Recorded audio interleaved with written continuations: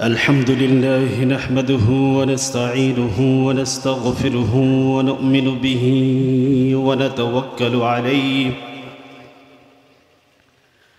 ونعوذ بالله من شرور أنفسنا ومن سيئات أعمالنا من يهده الله فلا مضل له ومن يضلله فلا هادي له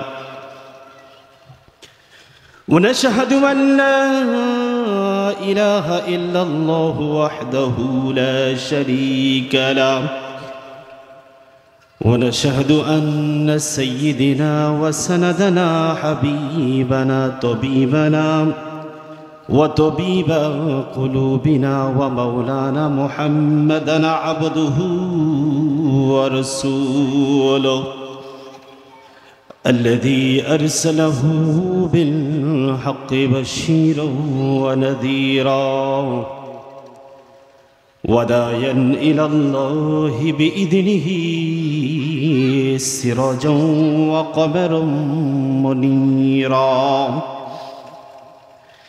إن الله وملائكته يصلون على النبي يا أيها الذين آمنوا صلوا عليه وسلموا تسليما اللهم صل على مولانا محمد وعلى آل سيدنا مولانا محمد پیارے حبیب رحمت للعالمین مصطفیٰ ہم گنہگار اس نبی پر درود بھیجیں مدینہ اللہم صلی علی سیدنا مولانا محمد وعلی آل سیدنا مولانا محمد دن کی سورج ڈوب رہی ہے ہم لوگوں کی سامنے رج محشر کیا جواب ہے مصطفیٰ کی سامنے اللہم صلی علی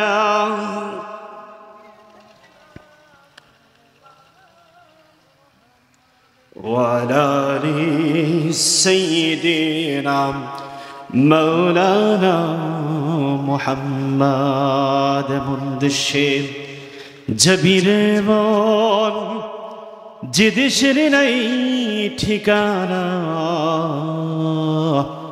এমন ঘরে শিবিরে মন যে ঘরের নাই বিছানা আল্লাহুম্মা সাল্লি আলা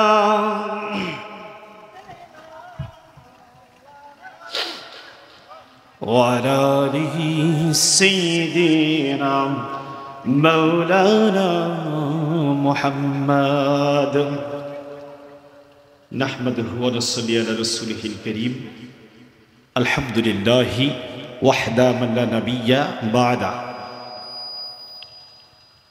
শুকুর সর্বপ্রতি ওই মনিবের দরবারে যে মনিব আজকের এই দক্ষিণ অলিনগর যুব সমাজ ও এলাকাবাসীর উদ্যোগে মহতী একটি মাহফিলে আমাদের সকলকে আসার এবং বসার তৌফিক দান করলেন মনিবের শুকর আমরা জবান খুলে সকলেই আদায় করছি বলি আলহামদুলিল্লাহ সেই সাথে লাখো কোটি দরুদ ও সালাম বিশ্ব মানবতা মুক্তির কাণ্ডারি সরকারে দো আলম মনুর দুলাল বিশ্ব মানবতা মুক্তির দিশারি জনাবে মুহাম্মদুর রাসূলুল্লাহ সাল্লাল্লাহু আলাইহি সাল্লামের উপরে যে মহামানবের সুপারিশ নিয়ে যে মহামানবের শাফায়াত নিয়ে কাল কিয়ামতে মাহশরের ময়দানে আমাদের সকলের জান্নাতে যেতে হবে, আমরা ওই মহামানব মহামনুষ্যী রাসূলের প্রতি আবারও সকলেই দরুদ পাঠ করছি, বলি সাল্লাল্লাহু আলাইহি ওয়াসাল্লাম। সম্মানিত উপস্থিতি, আপনারা সবাই কেমন আছেন? সবাই কেমন আছেন? এলাকাবাসীর উদ্দেশ্যে আমি জানাতে চাই, আপনাদের এই মাহফিল বছরে শুধুমাত্র একদিন, বছরে শুধুমাত্র একদিন মাহফিল। এজন্য আপনারা দোকানপাট অন্যান্য কাজকর্ম থেকে বিরতি নিয়ে যত তাড়াতাড়ি সম্ভব আপনারা মাহফিলে বসে গেলে মাহফিলটা সৌন্দর্য দেখা যায়। বিশেষ করে যুবক ভাই যারা অক্লান্ত পরিশ্রমের মাধ্যমে আজকে এই সুন্দর আয়োজনের ব্যবস্থা করেছেন, আমি কর্তৃপক্ষকে অনুরোধ জানাই এবং যুবক ভাইদেরকে বলছি যারা পাশে দাঁড়িয়ে আছেন, যারা একান্তই কাজে আছেন তারা দাঁড়িয়ে শুধু থাকেন অথবা কাজে থাকেন, আর এছাড়া যারা দাঁড়িয়ে আছেন আপনারা সকলেই মাহফিলের প্যান্ডেলে এসে বসে গেলে আল্লাহ খুশি হয়, আল্লাহ তাআলার দ্বীনের কথাবার্তাগুলো সুন্দরভাবে শোনা যায়, তাই না? সম্মানিত উপস্থিতি, আমরা পৃথিবীর ভিতরে একটি জন্মের জন্য এসেছি।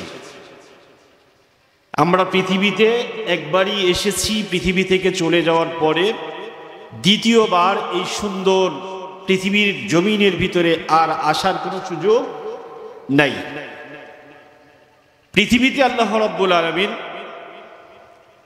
মানুষের গণনা অনুসারে প্রায় জীবজন্তু তৃণলতা যতগুলো মখলুকাত আল্লাহ তাআলা পৃথিবীতে পাঠিয়েছেন, এর মধ্যে গণনার দিক দিয়ে আমরা বলে থাকি 18,000। কত হাজার? 18,000। আল্লাহ তাআলার এলেমেই আছে যে কত হাজার আছে। আমার মনে হয় এর চেয়ে অনেক বেশি হবে। আল্লাহু আলাম, একমাত্র আল্লাহই জানেন। আমরা পৃথিবীতে 18,000 মাখলুকাতের ভিতরে আমরা সবচাইতে উচ্চ দরজার মাখলুকাত, আশরাফুল মাখলুকাত ইনসান। আমরা কি? আশরাফুল মাখলুকাত। আমাদের উপরে শ্রেষ্ঠত্ব লাভ করার জন্য, আমাদের উপরে শ্রেষ্ঠত্ব লাভ করতে পারবে এমন দ্বিতীয় মাখলুকাত পৃথিবীতে আর নাই। মানুষকে আল্লাহ তাআলা সবচেয়ে সুন্দর আর শ্রেষ্ঠত্ব দিয়ে সৃষ্টি করেছেন। মানুষের সৌন্দর্য, মানুষের শ্রেষ্ঠত্ব অন্য কোনো জীবজন্তু, অন্য কোনো প্রাণীর ভিতরে আল্লাহ তাআলা দেন নাই। আবার মানুষকে যেই বিবেক বুদ্ধি রব্বুল আলামিন দিয়ে দিয়েছেন, এই বিবেক বুদ্ধিও অন্য কোনো জীবজন্তু মাখলুকাতের ভিতরে আল্লাহ তাআলা দেন নাই। পৃথিবীর ভিতরে অনেক শক্তিশালী জীবজন্তু আল্লাহ তাআলা সৃষ্টি করেছেন। যেই জীবজন্তুর শক্তির কাছে আমাদের মানুষের শক্তি তুচ্ছ তাচ্ছিল্য মনে হবে, কিন্তু তারপরেও বিশাল বড় বড় জীবজন্তুর উপরে প্রাধান্য দিয়ে সৃষ্টি করেছেন আল্লাহ তাআলা একমাত্র মানুষকে। কেন মানুষ এদের উপরে প্রাধান্য পাইল? কেন মানুষ এদের উপরে প্রাধান্য পাইল? মানুষকে আল্লাহ তাআলা মাথার ভিতরে স্মৃতিশক্তি নামক একটি বস্তু দান করেছে, যেটাকে ইংরেজিতে বলা হয় নার্ভ সেল। এই স্মৃতিশক্তি দিয়ে মানুষ পৃথিবীতে নিমিষেই বিভিন্ন রকমের আবিষ্কার, বিভিন্ন রকমের ডিজিটাল কায়দায় বিভিন্ন কিছু আবিষ্কার করতে পারে। আল্লাহ তাআলা মানুষকে যেই বিবেক দিয়েছে, এই বিবেক ভালো মন্দ পার্থক্য করার, এই বিবেক আল্লাহ তাআলা অন্য কোনো মাখলুকাতের ভিতরে দেয় নাই।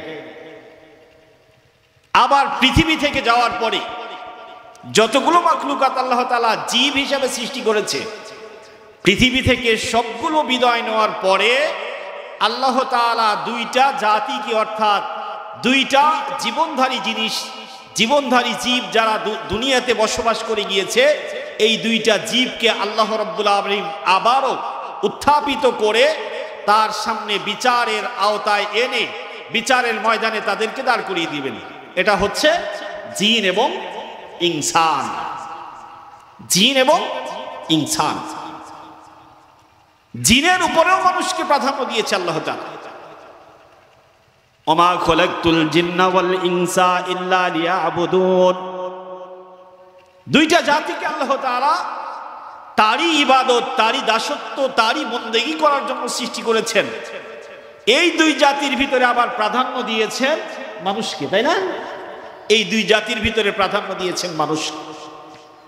সুতরাং পৃথিবীতে আমরা শ্রেষ্ঠত্ব নিয়ে সৃষ্টি হইলাম, পৃথিবীর জমিনের ভিতরে আমরা সব কিছুর উপরে রাজত্ব করে গেলাম, রাহাজানি করে গেলাম।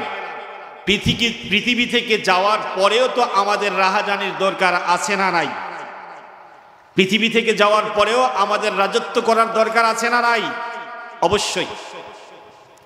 সম্মানিত মুসল্লিন একরাম, সম্মানিত এলাকার ভাইরা, খুব ভালো করে লক্ষ্য করবেন, আল্লাহ রাব্বুল আলামিন পৃথিবীর ভিতরে মানব জাতিকে সবচাইতে সৌন্দর্য এবং সবচাইতে বিবেক বুদ্ধি, সবচাইতে ব্রেন মগজ ভালো করে সৃষ্টি করে পাঠিয়ে দিয়েছেন। এই মানুষের দ্বারা যখন আল্লাহ রাব্বুল আলামিনের আদালতে দুনিয়ার জমিনে থাকার পরে এই মানুষের দ্বারা যখন পশুর মতো কাজকর্ম হয়ে যায়, আল্লাহ রাব্বুল আলামিন এই মানুষকে মানুষ রূপে আর চিনে না, মানুষকে পশুর নির্দেশ দিয়ে দিয়েছে। কথা বলেন ঠিক কিনা? আল্লাহ বলেন উলাইকা কাল আনআমি বাল হুম আদল। মানুষ পৃথিবীর ভিতরে সবচাইতে উৎকৃষ্ট মানের জীব, যার চাইতে উৎকৃষ্ট মানের জীব আর পৃথিবীর জমিনের ভিতরে নাই। আবার এই মানুষের কৃতকর্ম, মানুষের চলাফেরা, মানুষের কৃত্তিকালাপ, এটা যদি পশুর মতো হয়ে যায়, আল্লাহর আদালতে পশুর যেই মর্যাদা আছে মানুষের সেই মর্যাদা নাই। পৃথিবী থেকে যাওয়ার পরে মুসলমান আল্লাহ রাব্বুল আলামিন যখন কাহার রূপ ধারণ করে বিচার শুরু করে দেবেন, বিচারের সিংহাসনে দাঁড়িয়ে যাবেন, কিছুগুলো জীবজন্তুরা আল্লাহর আদালতে পৃথিবীর জমিন থেকে যাওয়ার পরে আল্লাহর আদালতে আর্য জানাবে, রব্বুল আলামিন আজকে তো আপনি ন্যায় বিচারের সিংহাসনে বসে গেছেন, আপনার উপরে বিচার করার মতো দ্বিতীয় আর কেউ নাই, আপনি ন্যায় বিচার করবেন। দুনিয়াতে আমাদেরকে দুর্বল বানিয়ে সৃষ্টি করেছিলেন, অর্থাৎ জীব বানিয়ে, জন্তু বানিয়ে সৃষ্টি করেছিলেন। আমি ছাগল, আমার উপরে গরুর শক্তিটা বেশি দিয়ে দিয়েছিলেন। গরু আমাকে দুনিয়াতে আঘাত করেছিল, আমি ছাগল, গরুর শক্তি কম থাকার কারণে, দুর্বল থাকার কারণে গরুকে প্রতি উত্তরে আঘাত করতে পারি নাই। আজকে এর বিচার চাই। পৃথিবীতে দুর্বল আর সবল জন্তু আছে না নাই? গরুকে ছাগলের উপরে প্রাধান্য দিয়েছে, হরিণকে বাঘ, অর্থাৎ বাঘকে হরিণের উপরে প্রাধান্য দিয়েছে। এই জীবজন্তুর বিচার কাল কিয়ামতে মাহশরের ময়দানে হবে। আপনারা গ্রাম্য এলাকার মানুষ খুব ভালো করে বুঝবেন, একই বাড়িতে গরু আর ছাগল লালন পালন করেন কিনা? আপনারা করেন না? অবশ্যই। একই গোহালের ভিতরে পাশাপাশি গরুকেও বেঁধে রেখেছেন, ছাগলকেও বেঁধে রেখেছেন। হঠাৎ করে গরুর বড় বড় শিং থাকার কারণে ছাগলকে জোরে একটা আঘাত করে ফেলেছে। এবার ছাগলের তো আর সেই শক্তি নাই যে গরুকে সেই পরিমাণ আঘাত করবে। কাল কিয়ামতে হাশরের ময়দানে ছাগল আল্লাহর দরবারে দাঁড়িয়ে যাবে, রব্বুল আলামিন দুনিয়ার ভিতরে আমাকে দুর্বল বানিয়েছিলেন, গরুকে সবল বানিয়েছিলেন। আমরা একই গৃহস্থর বাড়িতে, একই গোহালের ভিতরে থেকেছি, গরু আমার উপরে শক্তি বেশি পাওয়ার কারণে আমাকে আঘাত করেছে। আজকে আপনি মহান বিচারপতি, আপনার উপরে ন্যায় বিচার করেনেওয়ালা দ্বিতীয় আর একজন কেউ নাই। গরু আমাকে দুনিয়াতে আঘাত করেছিল, আপনি যদি এর প্রতিবদলা আমাদেরকে না দেন, আজকে যদি বিচার না করেন, আল্লাহ আমরা এই হাসরের ময়দান থেকে আর এক ধাপও সামনের দিকে যাব না। আল্লাহ রাব্বুল আলামিন তো ন্যায় বিচারক।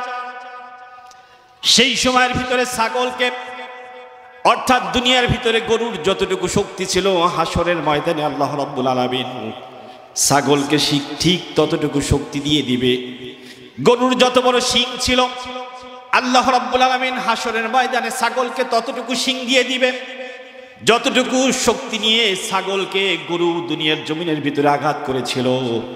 হাসরের ময়দানে ছাগলকেও বলা হবে, এবার গরুকে তুমি ওরকম ভাবে কি আঘাত করে দাও। ছাগল শিং পাওয়ার পরে, শক্তি পাওয়ার পরে হাসরের ময়দানে গরুকে ততটুকুই আঘাত করে ফেলবে। আল্লাহ রাব্বুল আলামিন সুন্দর ভাষায় বলে দিয়েছেন, ইয়া লাইতানি কুনতু তুরাবা। বিচার সম্পন্ন হওয়ার পরে তাদেরকে মাটি বানায় দিবে। জোরে বলেন সুবহানাল্লাহ। জীবজন্তুর বিচার এমন ভাবে হয়ে যাবে মুসলমান, কিন্তু আমরা পৃথিবীর ভিতরে আশরাফুল মাখলুকাত রব্বুল আলামিন বিশাল বড় ইমারত, বুর্জ খলিফার মতো বড় বিল্ডিং বানানোর মতো শক্তি আমাদেরকে দিয়েছেন। হাওয়াই জাহাজ পর্যন্ত বানানোর ক্ষমতা আমাদেরকে আল্লাহ তাআলা দিয়েছেন। আবার রব বলে দিয়েছেন, আমি যেই আদেশগুলো দিয়েছি সেই আদেশগুলো সম্পূর্ণ আকারে পালন করো। রব বলে দিয়েছেন, আমি যেই নিষেধগুলো তোমাদেরকে করে দিয়েছি সেই নিষেধ থেকে তোমরা দূরে থাকো। অতএব আমরা বিল মারুফ ওয়া নাহাউনা আনিল মুনকার, আল্লাহ রাব্বুল আলামিনের আদেশকে তোমরা মেনে চলো, নিষেধাজ্ঞা থেকে দূরে থাকো। মানুষ আশরাফুল মাখলুকাত হয়ে যখন আল্লাহ রাব্বুল আলামিনের বিধানকে সীমা লঙ্ঘন করে পার হয়ে সামনের দিকে যায়, আল্লাহ রাব্বুল আলামিন ডাক দিয়ে বলেন, উলাইকা কাল আনআমি বাল হুম আদল। পশুর যেই মর্যাদা আছে তুমি মানুষ হয়ে তোমার সেই মর্যাদা নাই। কথা বলেন ঠিক কি না? আমার দ্বারা যদি আশরাফুল মাখলুকাত হয়ে আমার কৃতকর্ম, আমার কৃষ্টি কালচার যদি পশুর মতো হয়ে যায়, তাহলে পশুর যেই মর্যাদা আখেরাতের ময়দানে আল্লাহর কাছে থাকবে, আমার সেই মর্যাদা পাবো। জাহান্নামী ব্যক্তিদেরকে যখন রব্বুল আলামিন জাহান্নামের ভিতরে নিক্ষেপ করে ফেলে দিবে, জাহান্নামী ব্যক্তিরা বারবার আল্লাহর কাছে আরাধনা করতে থাকবে, রব্বুল আলামিন দুনিয়াতে আমাদের কৃতকর্মের কারণে আল্লাহ তাআলা আমরা অপকর্ম করে এসেছি, আপনার নাফরমানি করে এসেছি। আজকে আখেরাতের ময়দানে আপনার কাছে আমরা জাহান্নামী হয়ে গিয়েছি। আপনি আমাদেরকে দীর্ঘদিন যাবৎ জাহান্নামের ভিতরে জ্বালাচ্ছেন, আর সহ্য হয় না জাহান্নামের আগুনগুলো। আয় রব মনিব, আজকে যদি আমাদেরকে মানুষ না বানায় পশু বানিয়ে দুনিয়াতে সৃষ্টি করতেন, তাহলে আমরা পশুদের মতো বিচার হওয়ার পরে আমরাও মাটি হয়ে যেতাম, আমাদের কোনো চিহ্ন থাকতো না, আমরা নিশ্চিহ্ন হয়ে যেতাম। রব্বুল আলামিন জাহান্নামের আগুনগুলো আর সহ্য হয় না, জাহান্নামের ভয়াবহতা আযাব আর সহ্য করতে পারে না। রব আমাদেরকে মৃত্যু দিয়ে দেন, আমরা এই জাহান্নামের ভিতরে আর সহ্য করতে পারতেছি না। এই ভয়াবহ আযাব থেকে আপনার কাছে আমরা পানা চাই, আমাদেরকে মৃত্যু দিয়ে দেন। রব্বুল আলামিন মৃত্যুর ফেরেশতাকে জাহান্নামের ভিতরে জাহান্নামের ব্যক্তিদের সামনে পাঠায় দিবে। জাহান্নামী ব্যক্তিরা দেখার পরে চোখগুলো একটু আনন্দ উচ্ছল্ল হয়ে যাবে, মনে করবে হয়তো বা জাহান্নামের আগুন থেকে বাঁচার জন্য আল্লাহ তাআলা আমাদেরকে মৃত্যু দিয়ে দিবে। কিন্তু না মুসলমান, না, জাহান্নামের ফেরেশতা অর্থাৎ মৃত্যুর ফেরেশতা জাহান্নামী ব্যক্তিদের সামনে যাওয়ার পরে মৃত্যু নামক শব্দটা হাতের উপরে নিয়ে জবাই করে দিয়ে বলবে, মৃত্যুকে জবাই করে দিয়েছি, আর মৃত্যুর কথা তোমরা বলতে পারবে না। জাহান্নামের হাজার বছর লক্ষ বছর জাহান্নামের ভিতরে থাকতে থাকবে। ও মুসলমান, আমাদের দুনিয়ার জমিনের ভিতরে আমাদের কৃষ্টি কালচার যদি পশুমার্কা হয়ে যায়, পশুরা নাপাক খায়, তাদের জন্য আল্লাহ রাব্বুল আলামিন সেটা জায়েজ করেছে। আমাদের সমাজের ভিতরে বিভিন্ন পাখি থেকে নিয়ে বিভিন্ন জীবজন্তু নাপাক পচা খাবার খায়, আল্লাহ রাব্বুল আলামিন তাদের জন্য সেটা জায়েজ করে দিয়েছে, তারা সেটা খাচ্ছে। কিন্তু আমরা সমাজের ভিতরে মানবরূপী একেবারে কিছুগুলো পশু এমন আছি, দিনের আলোতে সুদের টাকা পকেটের ভিতরে খাই। পশুরা নাপাক খেয়ে কিয়ামতে নাজাত পেয়ে যাবে, সুদখোর ব্যক্তি কিয়ামতে নাজাত পাবে না। কথা বলেন ঠিক কি না?